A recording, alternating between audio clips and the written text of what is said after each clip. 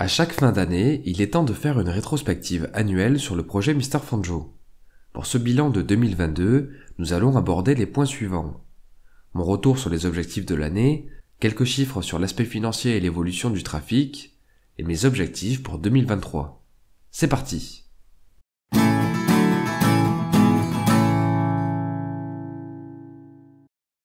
Commençons par revenir sur les objectifs que je m'étais fixés pour 2022. Premier objectif, diffuser au minimum un nouveau contenu par semaine. Validé.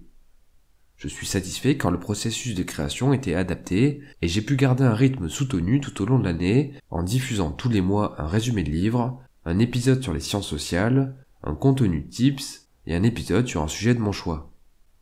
Au bout du compte, j'ai même trouvé le temps pour créer de courtes vidéos pour Instagram, TikTok et YouTube Short. Deuxième objectif, diffuser tous les mois du contenu sur le projet Tips. Validé. Le but de ce nouveau concept est de partager des astuces pratiques qui m'aident personnellement au quotidien dans le domaine des finances, de la santé, des relations ou de la productivité. Troisième objectif, proposer chaque sujet au format audio. Validé. En plus des vidéos et des articles, chaque épisode est diffusé sous forme de podcast sur les plateformes Spotify, Google Podcast et Apple Podcast. Dernier objectif, améliorer le contenu du projet P02 sur la frise historique. Raté.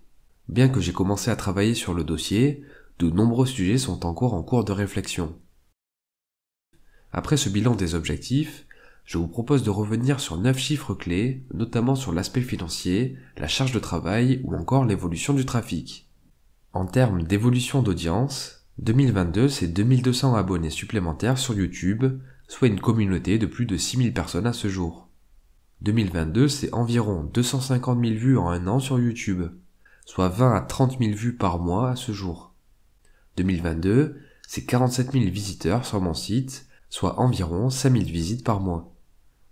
2022 c'est aussi les débuts d'une présence sur Instagram, TikTok et les plateformes de podcast. Mais pour l'instant, le trafic représente une infime partie des internautes qui me suivent. À ce propos, je vous invite à consulter l'épisode sur l'écosystème Mr Fanjo pour découvrir les différents moyens de suivre mon travail.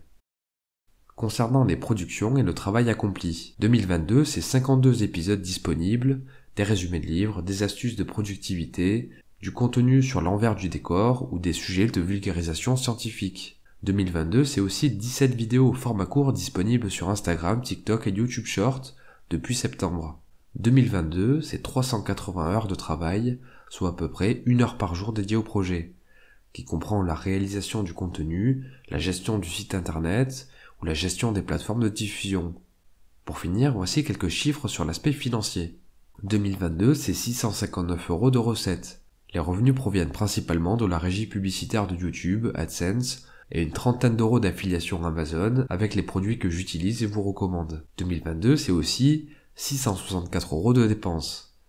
170 € pour l'hébergement du site, 180 € pour l'achat des livres ou 300 € pour la gestion des emails avec ActiveCampaign. Finalement, 2022 c'est 5 € de perte. Autrement dit, un budget quasiment à l'équilibre. Si vous souhaitez en savoir plus, je vous invite à consulter l'épisode dédié à l'aspect financier du projet Mr Fanjo. Avant de conclure, voici la présentation de mes objectifs pour 2023. Dans les grandes lignes, mon but pour l'année à venir est de travailler sur la croissance de l'audience. L'enjeu va être de continuer à essayer de proposer du contenu régulier, tout en structurant davantage le projet, et surtout de faire des activités qui me tiennent à cœur. Pour 2023, mes objectifs sont diffuser un nouvel épisode chaque semaine, poster chaque semaine un contenu au format condensé sur les réseaux sociaux, et lancer un nouveau concept dans l'année. À ce propos, je vous invite à me faire part de vos remarques, questions et suggestions via les commentaires des vidéos ou des articles ou directement par mail. Vos retours m'aident à m'améliorer, développer la chaîne et vous proposer du contenu qui correspond à vos attentes. Pour finir, il ne me reste plus qu'à vous remercier. Merci à tous ceux qui m'ont écrit, merci à ceux qui m'aident à faire connaître mon travail, et merci aux gens qui suivent l'aventure. Ça me fait plaisir car nous sommes de plus en plus nombreux. Pour 2023, je vous souhaite simplement de la réussite dans vos projets. C'était Mr Fanjo, à très vite.